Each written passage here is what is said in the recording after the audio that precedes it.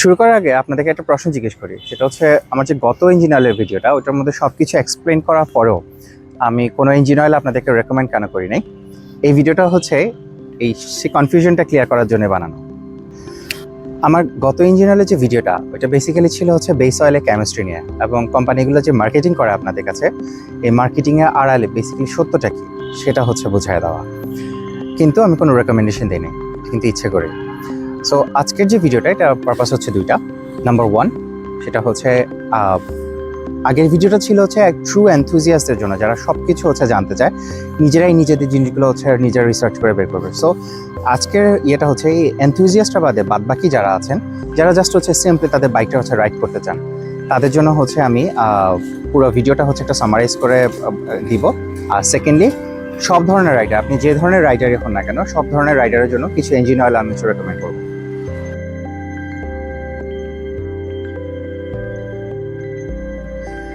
Engine অয়েলকে আপনার mineral, সেমিসিনথেটিক, synthetic এই লেভেলগুলো ফালাই দিয়ে জাস্ট গ্রুপ অয়েলের উপরে বেস করে হচ্ছে ক্লাসিফাই করাটা, অর্থাৎ এপিআই যেভাবে ক্লাসিফাই করে সেভাবে আপনাদের কাছে এক্সপ্লেনেশন করার যে বিষয়টা, এই বিষয়টার ইন্সপিরেশনটা আসছিল হচ্ছে free wheelers club BD, FCB. ওটার যে আবির ভাই আছেন, আবির ভাইয়ের কাছ থেকে আর কি। ফার্স্ট সম্প্রতি আপনাদের কেউ কেউ হচ্ছে আমার কাছে কি করছেন, ফেসবুকে আমাদের যে মেসেঞ্জার আছে, মেসেঞ্জার থ্রুতে আমার কাছে রিচ করছেন, আর ইউটিউবে অনেকগুলো কমেন্ট আসছে যে এখানে হচ্ছে আপনার ইঞ্জিন অয়েলের রেকমেন্ডেশন চাচ্ছিলেন। তা আমি একটা জিনিস খেয়াল করলাম, সেটা হচ্ছে আপনাদের কাছে হচ্ছে এই জিনিসগুলো এক্সপ্লেন করার পরেও আপনারা এমন কিছু কোয়েশ্চেন করতেছেন যেটা দিয়ে আমি বুঝতে পারছি যে ব্র্যান্ডগুলো যেভাবে আপনাদের কাছে মার্কেটিং করতেছে, মার্কেটিংয়ের কারণে আপনারা কনফিউজড। সো বেসিক্যালি তখন ওই আমার আবির ভাইয়ের যে পোস্টটার কথা, সেটা আমি বেশ কয়েক বছর আগে দেখছিলাম, ওই পোস্টটার কথা হচ্ছে আমার মনে পড়ছে। উনি একটা পোস্ট লিখছিলেন গ্রুপ অয়েলগুলো হচ্ছে কীভাবে হচ্ছে দিয়ে ইঞ্জিন অয়েলগুলোকে চেনা যায় আর কি। সো আমি পরে চিন্তা করলাম যে আবির ভাই যেভাবে এক্সপ্লেন করছে আমি ওভাবে করলে মনে হয় আপনাদের জন্য জিনিসটা ক্লিয়ার হয়। ইন এডিশন টু দ্যাট, আমি যদি হচ্ছে টিডিএসটা, অর্থাৎ ওই টেকনিক্যাল যে ডেটা শিটটা, এটা কীভাবে রিড করতে হয় সেটা যদি আমি আপনাদেরকে শিখাই দিতে পারি, তাহলে আপনারা নিজেরাই হচ্ছে যে কোনো ইঞ্জিন অয়েল আপনাদের যদি ভালো লাগে গিয়ে টিডিএস থেকে অয়েলের যে হচ্ছে বিভিন্ন প্রপার্টিসগুলো দেখে নিজেই আইডেন্টিফাই করতে পারবেন যে তেলটা আপনার যে বাইকটার জন্য অ্যাপ্রোপ্রিয়েট কিনা। আনএক্সপেক্টেডলি আবির ভাই নিজে আমার ইঞ্জিন অয়েলের ভিডিওটার মধ্যে খুব সুন্দর একটা কমেন্ট হচ্ছে ড্রপ করে গেছেন। আমি যদিও ভাইকে ব্যক্তিগতভাবে চিনি না, কিন্তু ওনার যে ইউটিউবের যে ইউজার নেমটা দেখে আমি রেকগনাইজ করতে পারছি যে এটাই মোস্ট প্রবাবলি হচ্ছে আবির ভাই। Thank you for the comment ভাই। আর আই এম রিয়েলি সরি যে আপনাকে হচ্ছে একটা শাউট আউট দিতে একদমই ভুলে গেছে আমার ভিডিওটার মধ্যে। আসেন ডিসকাশনের পরে অংশটাতে যাই। ফার্স্টলি, আপনার ব্রেইনটা কমপ্লিটলি রিসেট করে ফেলেন। ব্র্যান্ডগুলো কি বলছে একদম কমপ্লিটলি ভুলে যান। ওই বটলের মধ্যে ড্রেন ইন্টারভালের কথা কি লেখা আছে সেটাও কমপ্লিটলি ভুলে যান। ড্রেন ইন্টারভাল কিন্তু কোনো ফিক্স নাম্বার না, এটা আপনার বাইক যখনই হচ্ছে হার্শ মনে করা শুরু করবে, আপনার একটু স্লাগিশ মনে হবে, একটু রাফ লাগবে, তখনই বুঝতে পারবেন যে আপনার ইঞ্জিন অয়েলটা মোস্ট প্রবাবলি মরে যাচ্ছে। কিন্তু আবার মাথায় রাখেন, এই যে ফিলিংগুলো, এগুলো একটা ইন্ডিকেটর, এগুলো শিওর ফায়ার কোনো ওয়ে না যেটা দিয়ে আপনি বুঝতে পারবেন। এই সেম যা বললাম এগুলো হচ্ছে আপনার ক্লাচের ধরেন ওয়্যার হয়ে গেছে, ওয়্যার আউট হয়ে গেছে, কিংবা আপনার ভালভ ক্লিয়ারেন্স ড্রিফট করে ফেলছে আইদার পজিটিভ এন্ডে অথবা নেগেটিভ এন্ডে, সেটার কারণে হতে পারে, অথবা আপনার চেঞ্জ প্রকেটের যে ইস্যুগুলো আছে, চেঞ্জ প্রকেটের ইস্যুর কারণে এই সেম জিনিসগুলো হতে পারে। But one in doubt, just drain early, তাহলে হচ্ছে অ্যাটলিস্ট শিওর থাকতে পারলেন। তো এখন আমি নর্মাল যে রাইডাররা যারা আছেন তাদের জন্য ইঞ্জিন অয়েলের জিনিসগুলো এগুলো একটু সহজ করে হচ্ছে বলতেছি। বাট এটা জিনিস মাথায় রাখবেন যে হচ্ছে এটার পর আমি যে রেকমেন্ডেশনসগুলো দিব, রেকমেন্ডেশনসগুলো হচ্ছে only applies to Bangladesh and Bangladesh only, because of our climate, because of our road conditions. But আপনি যদি বিদেশে থাকেন, এই রেকমেন্ডেশনগুলো আপনার জন্য কাজে নাও আসতে পারে। ফার্স্টলি হচ্ছে আমরা যে 5টা গ্রুপ আছে আমাদের ইঞ্জিন অয়েলে, গ্রুপ 1, 2, 3, 4, 5, এটা এক নাম্বারটা হচ্ছে যেটা, ওইটা হচ্ছে বেসিক্যালি মিনারেল অয়েল, একদম ক্রুড অয়েল থেকে ডিরেক্টলি যে অয়েলটা সবচেয়ে কম প্রসেসিংয়ের মাধ্যমে যে তেলটা আসে, সেটাই হচ্ছে গিয়ে আমার গ্রুপ 1-এর তেলটা। ওইটা অন্য কোনো কাজেই হচ্ছে এখন আর লাগে না, এটা বেসিক্যালি আমরা চেইনের লুপ টুপ এই টাইপসের জিনিসগুলোর জন্য হচ্ছে কাজে লাগাই, আদারওয়াইজ খুব একটা এগুলো কাজে লাগে না। এবার আসুন হচ্ছে গ্রুপ 2 নিয়ে। গ্রুপ 2 স্টিল মিনারেল অয়েল, কিন্তু এগুলো আরেকটু ফার্দার প্রসেসিং করা হয়, যেটাকে হাইড্রো ট্রিটমেন্ট বলে। তো যে কারণে গ্রুপ 1-এর তেলগুলো থেকে এটা আরেকটু ক্লিন থাকে। এগুলা ড্রেন ইন্টারভাল হয় হচ্ছে আপনার 1000 থেকে 1200 কিলোমিটারের মতো। আর আপনার এখানে ব্র্যান্ড খুব একটা ম্যাটার করতেছে না, যে কোনো রেপুটেড ব্র্যান্ড থেকে হচ্ছে নিলেই চলতেছে। আচ্ছা, এই তেলটা ইউজ কেসটা আমি একটু বলি। এটাকে আপনি ব্রেক ইনের অয়েল হচ্ছে হিসেবে ইউজ করতে পারেন। আপনার বাইক যদি নতুন হয়, বিশেষ করে কমিউটার বাইক যদি হয়, সেক্ষেত্রে হচ্ছে আপনার মেশিনগুলো, যে মেশিনিং পার্টগুলো, এগুলো অত প্রেসাইজ হয় না। তো যে কারণে মেটাল পার্টগুলো একটার সাথে যখন হচ্ছে একসাথে যখন ঘষা খায় তখন হচ্ছে তার মেটাল পার্টগুলো শেড করে আস্তে আস্তে ফাইন প্রেসিশনের দিকে সে আস্তে আস্তে যায়। তো মেটাল পার্টগুলো যে শেড করতেছে এটা আপনার তেলের মধ্যে গিয়ে পড়তেছে। তো এটা আলটিমেটলি আপনার ইঞ্জিন অয়েল ফিল্টারের মধ্যে কিছু থাকে আর কিছু হচ্ছে আপনার তেলের মধ্যেই থেকে যায়। তো যে কারণে এটাকে আর্লি ড্রেন দিতে হয়। তো আপনার যদি কমিউটার বাইক যদি হয়, প্রথম যে তেলটা এটা আমাদের ধরেন 300 থেকে 400 কিলোমিটার, সেকেন্ড আরেকটা মিনারেল অয়েল ঢুকাবেন, সেটা হচ্ছে 1000 বা 1200-তে হচ্ছে ড্রেন দিয়ে দিবেন। থার্ড একটা নেবেন, ওটা হচ্ছে 2000-এর ড্রেন দিয়ে দিবেন। তারপরে হচ্ছে একদম ডিরেক্টলি আপনি এবারে আপনার পছন্দের যে কোনো অয়েলের দিকে হচ্ছে যেতে পারেন, সেটা সেমি সিনথেটিক হোক বা ফুল সিনথেটিক হোক। ওগুলো ফুল এটা যে ফুল সার্ভিস যে পিরিয়ড আছে ওই তেলটার, ওই ফুল সার্ভিস পিরিয়ড ধরে আপনি ইউজ করতে পারবেন। আর না, আপনার ইঞ্জিনকে তুনু করার দরকার নাই, এটা কাঁচা তৈরি না। আপনার ম্যানুফ্যাকচারাররা হচ্ছে আপনার ব্রেকিংয়ের যে পিরিয়ডটা ওইটার সময় জেন্টলি রাইড করতে বলে, not because of the fact যে হচ্ছে ওইটা ব্রেকিংয়ের proper procedure, but because of the fact properly একটা বাইককে যেভাবে ব্রেকিং করতে হয় সেটা যদি আপনি করেন, পরে আপনি নতুন রাইডার যদি হন, আপনি পরে দেখা যাবে অ্যাক্সিডেন্ট করছেন। তো তাদের রেকমেন্ডেশন কারণে আপনি অ্যাক্সিডেন্ট করছেন, পরে লস খাবে এরা। তো বেসিক্যালি এটা অ্যাভয়েড করার জন্য হচ্ছে আপনার এটা জিনিসটা হচ্ছে বলে।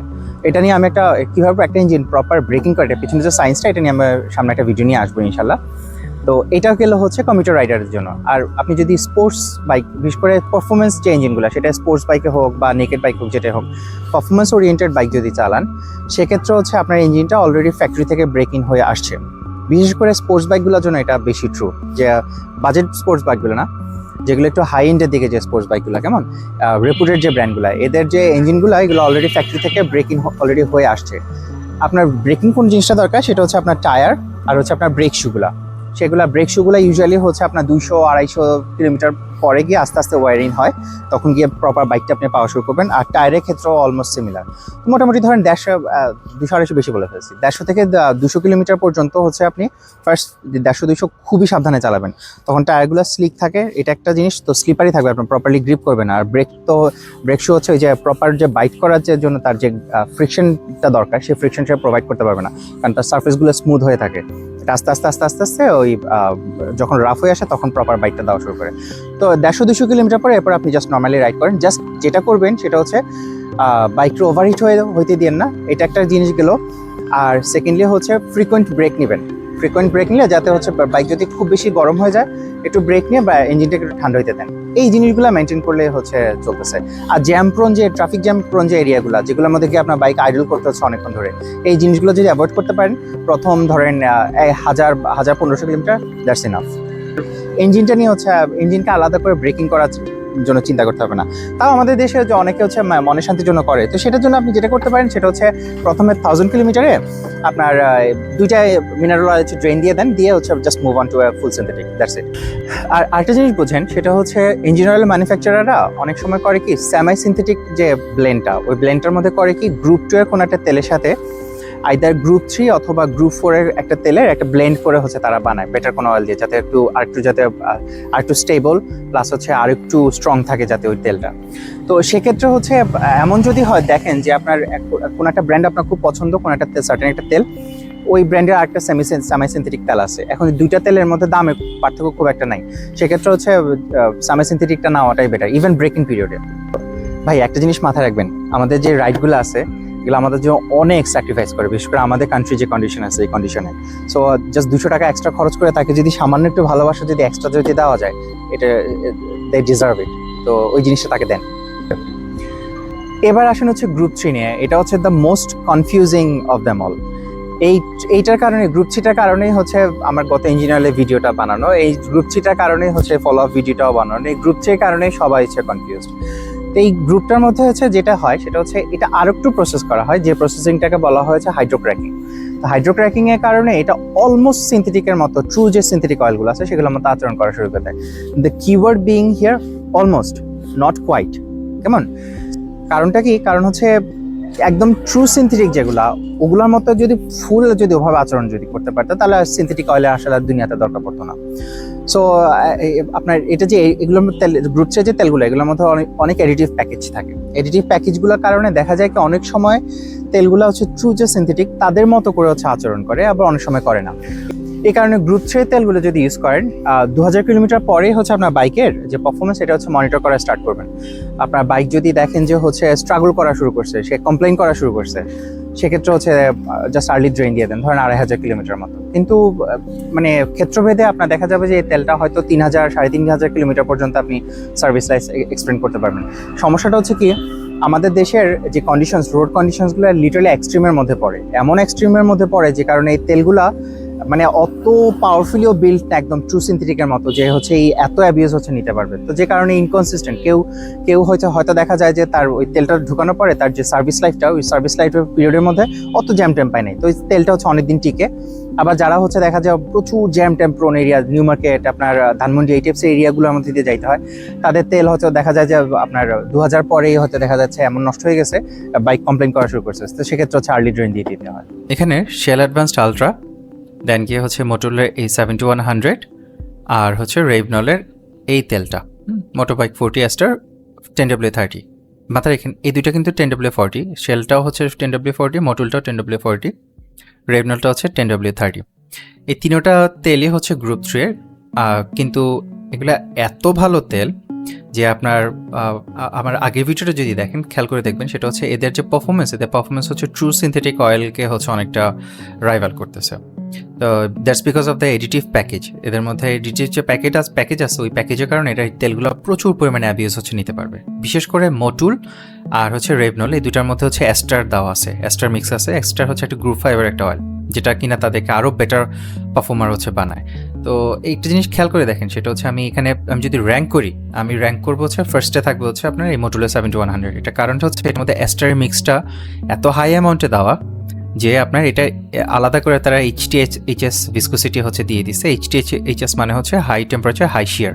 বেসিক্যালি এই তেলটা নিয়ে আপনি যদি রেস ট্র্যাকেও যান, এটা খেয়াল করে দেখেন 3.8 মিলিপ্যাসকেল সেকেন্ড, মানে এই নাম্বারটা যদি 3.5-এর উপরে থাকে, দ্যাট মিনস হচ্ছে it's a very good oil. আপনি ইঞ্জিনটার যত প্রেশারে ফালান না কেন, সে হচ্ছে প্রচুর অ্যাবিউজ নিতে পারবে এটা।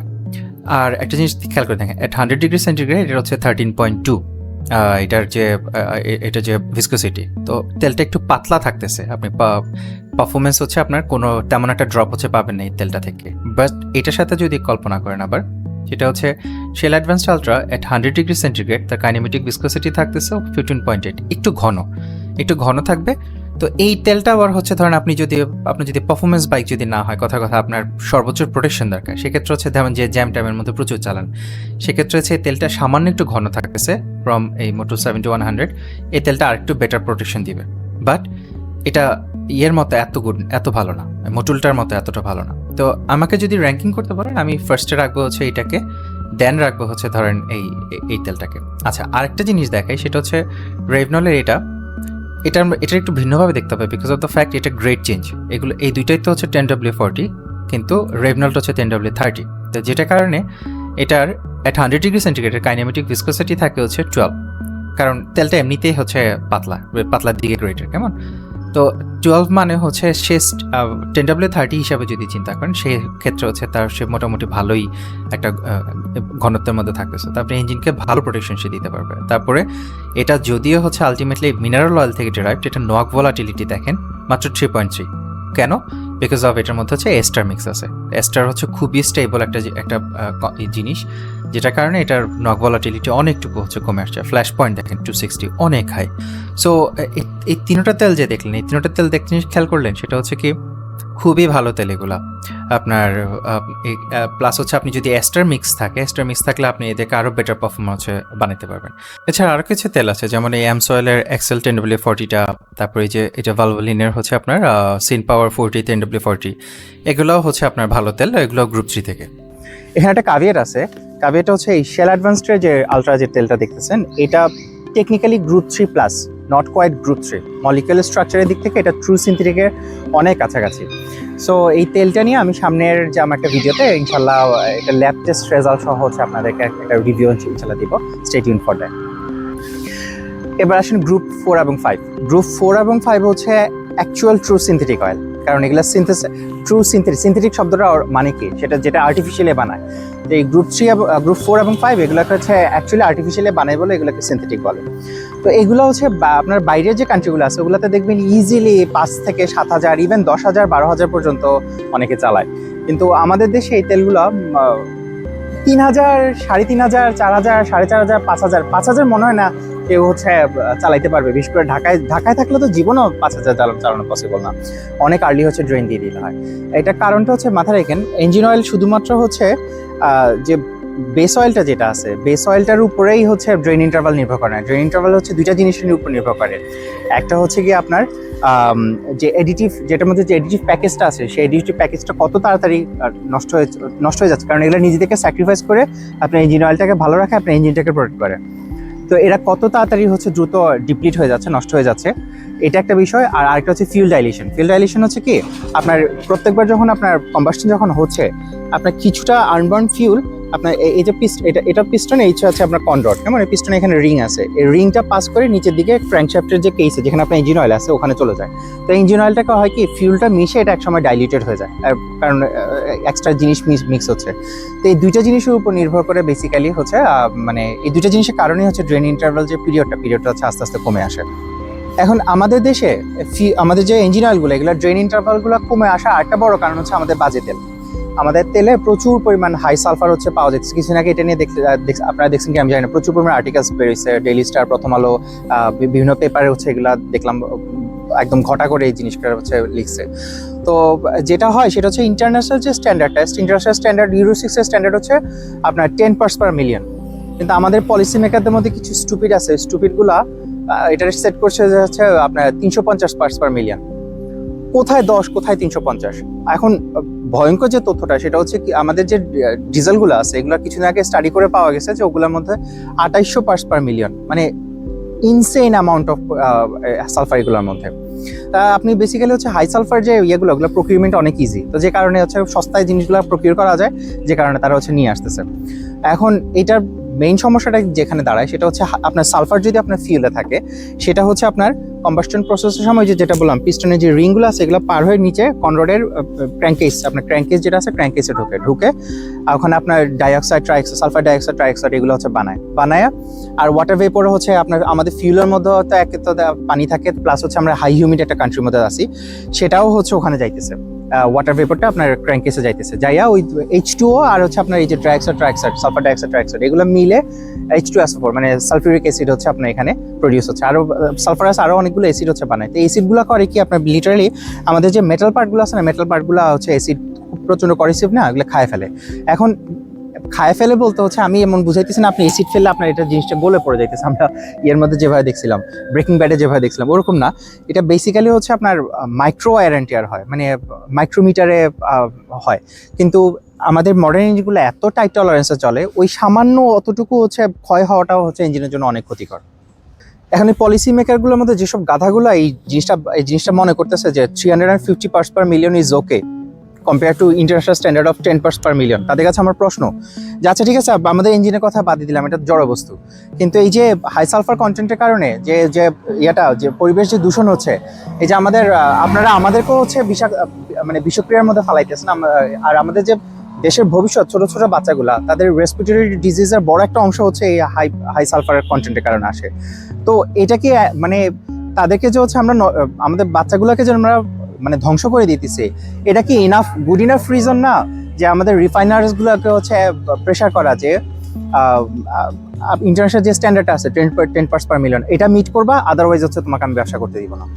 এনিওয়ে, আপনি যদি তেলের বোতলটার মধ্যে অ্যাস্ট্রার লেখাটা দেখে থাকেন, এটা বুঝে নেবেন যে ওই তেলটা ইউজুয়ালি মাছ বেটার। পৃথিবীতে যত এয়ারক্রাফট আছে, এগুলো যে টারবাইন ইঞ্জিনগুলো হয় ওগুলোর মধ্যে ইঞ্জিন অয়েল হিসেবে ইউজ করে যে তেলগুলো, ওগুলোর মধ্যে অলমোস্ট সবগুলো তেলের মধ্যে হচ্ছে অ্যাস্টার থাকে। There is a reason behind it. Ester হচ্ছে আপনার এমনিতেই ন্যাচারাল ডিটারজেন্ট হিসেবে কাজ করে, প্লাস হচ্ছে এটার পোলারিটি খুবই স্ট্রং, মানে অনেকটা চুম্বকের মতো, এটা মেটালের গায়ে গিয়ে টুস করে লেগে থাকে, আর অনেক হাই হিটেও এটা অনেক স্টেবল থাকে। মজার বিষয় হচ্ছে পারফিউমের মধ্যে যে ফ্রুটি ফ্লাওয়ারি যে স্মেলটা পাওয়া যায় না, ফলের মতো বা ফুলের মতো যে গন্ধগুলা, ওগুলাও হচ্ছে বেসিক্যালি অ্যাস্টার থেকে হচ্ছে আসে। এখন কিন্তু এটা কিন্তু কোনো কিউট কোনো বিষয় না, অ্যাস্টার মারাত্মক corrosive to your rubber gaskets, rubber seal যেগুলো আছে ওগুলোর প্রতি, যে কারণে হচ্ছে আপনার পিওর অয়েল হিসেবে অ্যাস্টারকে হচ্ছে ইউজ করা যায় না, ওইটাকে রাদার হচ্ছে আপনার অন্যান্য যে বেস অয়েলগুলো আছে ওগুলোর সাথে মিক্স একটা অ্যাপ্রোপ্রিয়েট অ্যামাউন্টে মিক্স করে, যাতে আপনার ইঞ্জিনে রাবার সিল রাবার গ্যাসকেটগুলো যাতে না খায় সে, ওভাবে মিক্স করে তারপর হচ্ছে ইউজ করতে হয়। গ্রুপ 4 থেকে ভালো ভালো কিছু তেল যেগুলো আমাদের দেশে অ্যাভেলেবল, যেমন এই যে ম্যাক্সিমা প্রো প্লাস 10W40, এটা দেন গিয়ে হচ্ছে চ্যাম্পিয়নের প্রোডিউসিং জিপি, এটাও 10W40, দেন গিয়ে হচ্ছে আপনার এই রেভনলের রেসিং 40 10W40, আর লাস্টলি হচ্ছে আপনার লিকুইমলি স্ট্রিট রেস। এই চারোটা তেলই হচ্ছে আপনার গ্রুপ 4-এর হচ্ছে যে বেস অয়েলটা, এটাকে পাও বলে, পলি আলফা অলিফিন। এই পাও প্লাস হচ্ছে গ্রুপ 5-এর যে অ্যাস্টার, এই দুইটা তেলের মিক্স এগুলোর মধ্যে। কিন্তু এর মধ্যে খেয়াল করে দেখেন, সেটা হচ্ছে জার্মান অয়েল যদি হয়, রেভনল অথবা লিকুইমলি, জার্মান ব্র্যান্ড যদি হয়, তাহলে জাস্ট ইয়েটার মধ্যে যে বোতলটা আছে, বোতলটার মধ্যে এই ওয়ার্ডটা খুঁজবেন, এই যে ভলজিন 80, এই ওয়ার্ডটা হচ্ছে খুঁজবেন। শুধুমাত্র জার্মান ব্র্যান্ডরাই হচ্ছে এই লেবেলিংটা ফলো করে। এই ওয়ার্ডটা থাকা মানে হচ্ছে গিয়ে আপনার এটা ডেফিনেটলি হচ্ছে ফুল সিনথেটিক গ্রুপ 4 আর প্লাস হচ্ছে গ্রুপ 5-এর কোনো সুপিরিয়র কোনো তেলের হচ্ছে এটা মিক্স করে হচ্ছে এটা বানানো। এটার কারণটা হচ্ছে জার্মানির কনজিউমার প্রোটেকশন লতে এই যে লেবেলিংটা, এই লেবেলিংটা হচ্ছে প্রোটেক্টেড। তো এই ওয়ার্ডটা যদি দেখতে পারেন আপনারা, দ্যাট মিনস হচ্ছে আপনি বাকি কিছুই দেখা লাগবে না। এটা শিওর হয়ে থাকেন যে অ্যাটলিস্ট গ্রুপ 4-এর যে পলি আলফা অলিফিনের যে বেস অয়েল, এই বেস অয়েল এটার মধ্যে ডেফিনেটলি আছে। এখন আমি যতটুকু বুঝি সেটা হচ্ছে এমসয়েল, তারপর হচ্ছে মোবিল, এই টাইপসের যে আমেরিকান কোম্পানিগুলো আছে, এরা হচ্ছে আগে যেটা করতো, তাদের যে তেলগুলোর মধ্যে তারা যদি গ্রুপ 4 ইউজ করতো, এটা এক্সপ্লিসিটলি তারা মেনশন করতো। কিন্তু এখন ফুল সিনথেটিক বলে তারা যে তেলগুলো বেচে, ওগুলোর মধ্যে হচ্ছে তারা এক্সপ্লিসিটলি মেনশন করে না যে কোন গ্রুপের থেকে হচ্ছে তেলটা আসছে, অ্যান্ড দিস ইজ ইন্টেনশনাল। আমি এটা বলার কারণ হচ্ছে মোবিলের যে প্যারেন্ট কোম্পানি এক্সেল মোবিল, তারা হচ্ছে one of the major producers of stock base oil. তো তাদের যে ইন্ডাস্ট্রিয়াল কাস্টমার যারা আছে, যেমন হচ্ছে পেট্রোনাস, ওদের জন্য যে বেস স্টকটা যারা বানায়, ওখানে ক্লিয়ার লেবেলিং ফলো করে। যেমন তাদের স্পেকট্রাসিং লাইন আপটা যেটা আছে, ওটা হচ্ছে তারা এক্সপ্রেসলি তাদের ওয়েবসাইটে লিখে রাখছে যেটা গ্রুপ 4-এ পাও পলি আলফা অলিফিনের অয়েল। কিন্তু আমাদের মতো যারা হচ্ছে সাধারণ কনজিউমার যারা আছে, সাধারণ কনজিউমারদের জন্য তারা এই জিনিসটা ফলো করে না। এখন আপনি ডেটা শিট যদি চেক না করেন অথবা ডেটা শিট চেক করতে পারলো ডেটা শিটটা কিভাবে পড়ে সেটা যদি না বোঝেন, তো সেক্ষেত্রে হচ্ছে আপনার ক্ষেত্রে মানে খুবই হার্ড হয়ে যাবে অয়েলটা আইডেন্টিফাই করা। এখন এই গ্রুপ 4-5-এ কিছু তেলকে এক্সপ্লিসিটলি রেস অয়েল বলে। এইটা নিয়ে আমি গত ভিডিওতে প্রপারলি এক্সপ্লেন করছিলাম, কিন্তু আনফর্চুনেটলি সমস্যা হয়েছে কি, টানা 11 ঘন্টা ভিডিও এডিটিংয়ের পর আমার ব্রেইন লিটারালি স্টপড ওয়ার্কিং। তারপরে আমি কিছু ক্লিপ করছি কি আগে পিছে করে ফেলছি একটা, আর কিছু ক্লিপ হচ্ছে ডিলিটই করে ফেলছি। এটা আমি খেয়াল করিনি পোস্টের সময়। তো যে কারণে অ্যানালজিটা আপনাদেরকে পুকুরের একটা অ্যানালজি দিয়েছিলাম, পানির মধ্যে হাত নাড়ানোর একটা অ্যানালজি দিয়েছিলাম, ওইটা আমি ওখানে এক্সপ্লেনেশনটা আমি ডিলিটই করে দিচ্ছি ওখান থেকে। এটা আমি এখন এক্সপ্লেন করতেছি। বেসিক্যালি যেটা, আপনি যদি একটা পুকুরে ডুব দেন, দেওয়ার পর যদি ধরেন আপনার হাতটা এভাবে নাড়ালেন, দেখবেন হচ্ছে মানে বাতাসে যেভাবে ইজিলি নাড়াইতে পারতেছেন, ওখানে করতে পারছেন না, আস্তে আস্তে আস্তে আস্তে যাচ্ছে। এটাকে ফ্লুইড ড্র্যাগ বলে। The same thing happens in an engine. এখন ধরেন আপনার ইঞ্জিন অয়েলটা যদি বেশি ঘন হয়, আপনার ইঞ্জিনটা যত হর্স পাওয়ার প্রডিউস করতেছে, এই যে ফ্লুইড ড্র্যাগ, এটাকে প্যারাসিটিক লস বলে। আরও অনেকগুলো আছে, এটার মধ্যে একটা হচ্ছে ফ্লুইড ড্র্যাগ। এটাকে পার করে আপনার চাকা পর্যন্ত আস্তে আস্তে কিছু হর্স পাওয়ার হচ্ছে আপনার নাই হয়ে যায়। তা আপনি যদি ধরেন এই ইঞ্জিনটাকে ডাইনো করেন, আমার এই ইঞ্জিনটা হচ্ছে 29.5 হর্স পাওয়ার, এটাকে যদি ডাইনো করেন, দেখবেন যে চাকাতে যদি মাপেন ডাইনো করার পরে, এখানে আসতেছে হচ্ছে ধরেন কথা 25 বা 26 হর্স পাওয়ার। এটা বেসিক্যালি হচ্ছে ওই যে ইঞ্জিন অয়েলটা যদি বেশি ঠিক হয়, কিছু ওখানে মিসিং হয়ে গেছে। তা আপনি যদি ইঞ্জিন অয়েলটা যদি পাতলা করে নিয়ে আসেন, পাতলা যদি হয়, সেক্ষেত্রে হচ্ছে দেখা যাবে আর একটু হয়তো 1-2 হর্স পাওয়ার এক্সট্রা এখানে আসতেছে। আমি এটা একটা এক্সাম্পল হিসেবে ফিগার বলতেছি, এক্স্যাক্টলি এভাবে কাজ করে না জিনিসটা যদিও। তো কিছু হর্স পাওয়ার এক্সট্রা হচ্ছে আপনার এই চাকা পর্যন্ত হচ্ছে আসতেছে। সো এই কারণে রেসিং অয়েলগুলো যেগুলো আছে, এগুলো দেখবেন যে হচ্ছে অলওয়েজ হচ্ছে আপনার কাইনেমেটিক যে ভিসকোসিটি অ্যাট 100 ডিগ্রিজ, মানে আপনার ইঞ্জিনটা যখন অপারেটিং টেম্পারেচার যখন চলতেছে, সেই টেম্পারেচারের তেলগুলো একটু পাতলার দিকে থাকে, যাতে করে সবচেয়ে বেশি পরিমাণ হর্স পাওয়ার পারফরমেন্স যাতে আপনার চাকা পর্যন্ত হচ্ছে আসে। সো এই মোটুলের 300Vটা হচ্ছে বেসিক্যালি একদম pure track focused race oil.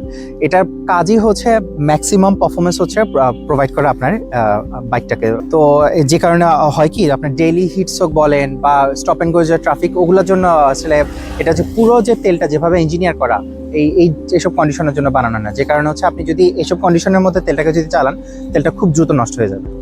এখন আমাদের বাংলাদেশে কোনো রেস ট্র্যাক নেই, কিন্তু কোথাও যদি খুঁজে পান আর এই ট্র্যাকের মধ্যে যদি আপনি লিটার একটা পাগলের মতো চালান, তাহলে মাথায় রাখবেন তেলের মধ্যে জাস্ট একটা নাম্বারই হচ্ছে খেয়াল করবেন, সেটা হচ্ছে পুরো ডেটা শিটটার মধ্যে জাস্ট একটা নাম্বার, আর কোনো নাম্বারের দিকে দেখানোর দরকার নেই, সেটা হচ্ছে HTHS। কেমন, আমি একটু আগে বলছি কথাটা, যে এই নাম্বারটা 3.5-এর উপরে থাকাটা মানে তেলটা খুবই ভালো। তো এই 300V এর ক্ষেত্রে দেখেন, এটা 10W40টা, 10W40টার মধ্যে HTHS নাম্বারটা আসে 4.3, অনেক হাই। তো এটা যত হাই থাকবে তত বেটার। আর আরেকটা জিনিস হচ্ছে কখনো করবে না, সেটা হচ্ছে র্যান্ডমলি গ্রেড হচ্ছে সোয়াপ করা। ধরেন আপনার ইঞ্জিনটা রেটেড ফর 10W40 অয়েল, কিন্তু আপনি ওইটার মধ্যে হয়তো আপনি দেখা যাইতেছে 0W20 কিংবা 20W50 ওইসব তেল হচ্ছে ঢুকানোর চিন্তা করতেছেন। এটা যদি করেন, মাথায় রাখেন, তেলটা যদি বেশি পাতলা হয় সেক্ষেত্রে হবে কি আপনার তেলটা ফ্লো ভালো হবে, ঠিক আছে, কিন্তু সেতে আর হচ্ছে আপনার যে ক্যামগুলো আছে, বেয়ারিংগুলো আছে, ওগুলাকে যতটুকু ফিল্ম, তার যে ফিল্মের যে স্ট্রেংথ যতটুকু দরকার অতটুকু সে প্রোভাইড করতে পারবে না, আলটিমেটলি ওগুলো ক্ষয় হয়ে যাবে। আর তেলটা যদি বেশি ঘন হয় সেক্ষেত্রে আপনি যখন কোল্ড স্টার্ট দিবেন, হয়তো আপনার এটা ফ্লোটা যেহেতু ভালো না, আপনার কম্পোনেন্টগুলোর মধ্যে সে প্রপারলি পৌঁছাইতে পারবে না। তো কিছু কিছু কম্পোনেন্ট, যেমন বিশেষ করে ভালভ ট্রেনের যে কম্পোনেন্টগুলো, ওগুলো হচ্ছে ড্রাই রান করবে। ওগুলো যদি ড্রাই রান করে সেক্ষেত্রে হচ্ছে আপনার ভালভ ট্রেনের যে কম্পোনেন্টগুলো এগুলো কিন্তু দ্রুত ক্ষয় হয়ে যাবে। সো আপনি ইঞ্জিনের যে ম্যানুফ্যাকচারার যে আছে, সে যেভাবে যে গ্রেডটা আপনাকে সেট করে দিচ্ছে ওই জিনিসটাতে হচ্ছে স্টিক করেন, ডোন্ট সোয়াপ গ্রেডস। এখন এক্সপার্টরা, আমি জানি এক্সপার্টরা অনেক সময় এই জিনিসটা করে, তারা করে because they know what they are doing. আপনি যদি জিনিসটা না জানেন যে আমি কি করতেছি আমি বুঝতেছি না, জাস্ট কারো থেকে হচ্ছে শুনে হচ্ছে জিনিসটা করতেছে, এটা করবেন না। প্রপারলি যদি জিনিসটা না বোঝেন, don't swap grades. Now finally recommendations. একটা জিনিস মাথায় রাখেন, সেটা হচ্ছে কোনো ওইএমই তাদের নিজেদের তেল হচ্ছে বানায় না। সেটা আপনি ইয়ামাহা বলেন, হন্ডা বলেন, সুজুকি বলেন, এরা করে কি আপনার, যেমন তারা অয়েল কোম্পানিগুলোর কাছ থেকে তেল কিনে, যেমন আপনার মোবিলের যে প্যারেন্ট কোম্পানি এক্সন মোবিল, সেখান থেকে আনে। হ্যাভলিনের যে প্যারেন্ট কোম্পানি আছে শেভরন, সেখান থেকে তারা এগুলো তেলগুলো নিয়ে আসে। আনার পরে তারা নিজেরা আরও কিছু ব্লেন্ডেন করে তারপর হচ্ছে তারা তার তেলটা হচ্ছে ডিজাইন করে। হ্যাঁ, আর যেমন আমার এই বাইকটা হচ্ছে 10W40, কেমন, আমি তাদের কাছ থেকে সিএফ মোটর কাছ থেকে যদি তেলটা কিনি, এটার জন্য রেটের যেভাবে যে তেলটা দরকার সেটা আমাকে দিচ্ছে, কিন্তু মাথায় রেখেন জাস্ট স্পেসিফিক এই বাইকটার জন্য তারা তেলটা বানাবে না। ধরেন সিএফ মোটর আরেকটা কমিউটার বাইক আছে, আর এখানে ধরেন এখানে দুইটা স্পোর্টস বাইক, তারা তিনটা বাইকের জন্য একই তেলটা বানাবে। তো তার তেলটা এমনভাবে ডিজাইন করে যাতে সবগুলাকে, যাতে ওয়াইড রেঞ্জ অফ একটা প্রোডাক্টকে যাতে কভার করা যায়, কেমন।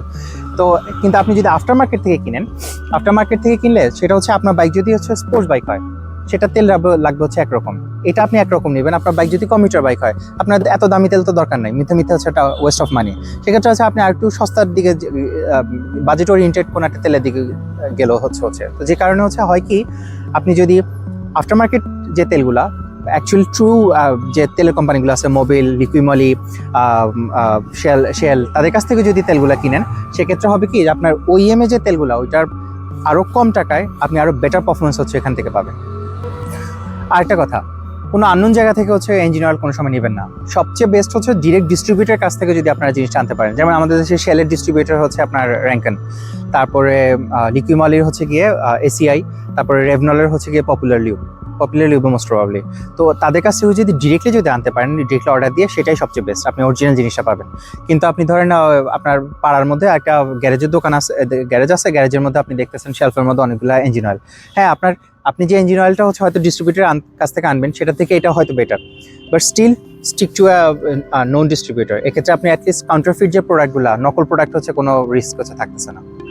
নাও ফাইনালি আমরা রেকমেন্ডেশনস আছে হচ্ছে আপু। এখন আপনি যদি একটা 125 সিসির নিচে কোনো যদি বাইক যদি চালান, সেক্ষেত্রে হচ্ছে যে কোনো রেপুটেড কোনো ব্র্যান্ড থেকে সেমি সিনথেটিক কোনো তেল কিনলে হচ্ছে মোর দেন ইনাফ, কিন্তু রেপুটেড ব্র্যান্ড থেকে নেবেন। আর প্রাইস গ্যাপটা যদি ছোট হয়, ধরেন আপনার একটা সেমি সিনথেটিক তেল পাচ্ছেন যেটা কিনা 900 টাকা, আর ফুলি সিনথেটিক একটা তেল পাচ্ছেন যেটা কিনা হচ্ছে 1000 টাকা, তাহলে ফুলি সিনথেটিকটা কিনে ফেলেন, সেমি সিনথেটিক হচ্ছে নেওয়ার দরকার নেই। আর সেমি সিনথেটিকটার বোতলটার মধ্যে যদি অ্যাস্টার লেখাটা দেখেন, তাহলে ওই বোতলটা হচ্ছে অলওয়েজ প্রেফার করবেন ওভার ফুলি সিনথেটিক। এবার আসি কমিউটার রাইডারদের জন্য।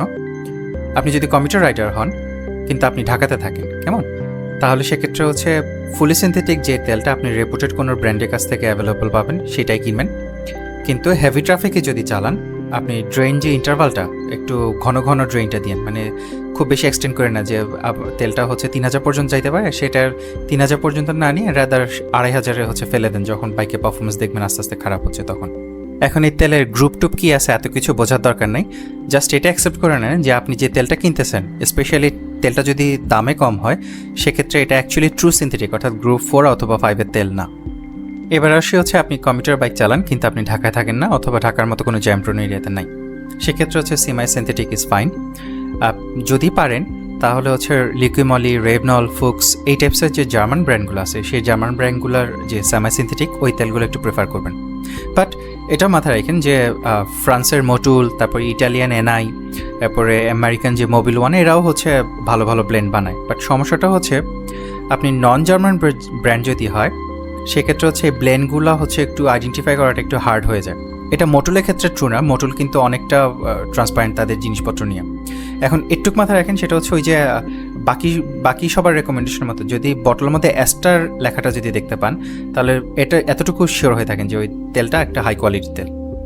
এবার আসি, আপনি হচ্ছে পারফরমেন্স বাইক চালাইতেছেন এবং আপনি ঢাকায় থাকেন, সেক্ষেত্রে বোতলের মধ্যে অ্যাটলিস্ট ফুলি সিনথেটিক লেখাটা লিখে তারপরে হচ্ছে তেলটা কিনবেন। আর সবচেয়ে বেটার হয় যে ট্রু সিনথেটিক যে তেলগুলো আছে আপনার গ্রুপ 4 এবং 5-এর যে ব্লেন্ডেড যে তেলগুলো আছে ওগুলা থেকে যদি কোনোটা নিতে পারেন সেটা আরও বেটার। আর এটা মাথায় রাখেন যদি পারফরমেন্স আপনি সবচেয়ে বেশি চান তাহলে ওই কাইনেমেটিক ভিসকোসিটি at 100 ডিগ্রি যেটা কম থাকবে সেটা হচ্ছে আপনাকে নিতে হবে। এটা আপনার ডেটা শিটটা চেক করা হচ্ছে শিখতে হবে। এবার আসেন, আপনি পারফরমেন্স বাইক চালান কিন্তু আপনি ঢাকায় থাকেন না, অথবা ঢাকার মতো কোনো জ্যামপ্রোন এরিয়াতে থাকেন না, কিন্তু আপনি জেন্টাল রাইডার যদি হয়ে থাকেন তাহলে একটু ভিডিওটা একটু টেনে পিছের দিকে যান, গিয়ে ঢাকার কমিউটার বাইক যারা চালায় তাদের জন্য যে তেলের রেকমেন্ডেশন দিছি সেটা ফলো করেন। আর আপনি যদি হার্ড রাইডিং করেন সেক্ষেত্রে হচ্ছে টেনে একটু পিছিয়ে গিয়ে ঢাকার পারফরমেন্স ওরিয়েন্টেড যে বাইকগুলো যারা চালাইতেছে তাদের জন্য যেভাবে রেকমেন্ডেশন দিছি সেটা ফলো করতে পারেন। লাস্টলি এক্সট্রিম রাইডার্স যারা কিনা তাদের বাইকটাকে একটা রেক্রিয়েশনাল ভেহিকেল হিসেবে দেখে, কোনো আমরা যেরকম ডেলি ইউজ করতেছি আপনি ডেলি ইউজ করেন না, জাস্ট উইকেন্ডে হয়তো নিয়ে বেরোয় একটু স্ট্যাচু টানাটানি করলে আবার বাসায় নিয়ে ফেলে রেখে দিচ্ছেন। এরকম যদি হয় বাইকটা থেকে ম্যাক্সিমাম যে ফানটা সেটা যদি আপনার বের করতে চান তাহলে হচ্ছে মোটুলের 300V এর মতো যে কোনো রেস ইঞ্জিন অয়েলের দিকে যাইতে হবে। একটা জিনিস মাথায় রাখবেন, বেস্ট ইঞ্জিন অয়েল বলে অ্যাকচুয়ালি দুনিয়াতে কোনো কিছুই নেই। এই জিনিসটা নির্ভরই করে হচ্ছে আপনার নিজের স্কিল, আপনার রাইড, আপনার রাস্তা, আপনার সিটি, এগুলোর উপরে। এই চারটা ফ্যাক্টর একটা ফ্যাক্টর যদি চেঞ্জ হয় আপনার ইঞ্জিন অয়েল যেটা আছে এই মুহূর্তে যেটা চালাচ্ছেন এটা হয়তো চেঞ্জ করতে হতে পারে। এখন এই ইঞ্জিন অয়েল জিনিসটা যদি আরও ইনডেপথে যদি আপনারা যদি জানতে চান, বা আমি এখানে অনেকগুলো টার্মিনোলজিস বলছি যেগুলো যদি আরও ডিপ ডাইভ যদি দিতে চান তাহলে আমার ইঞ্জিন অয়েলের ভিডিওটা হচ্ছে দেখে আসতে পারেন, এটা আমি এখানে লিঙ্ক করে দিচ্ছি।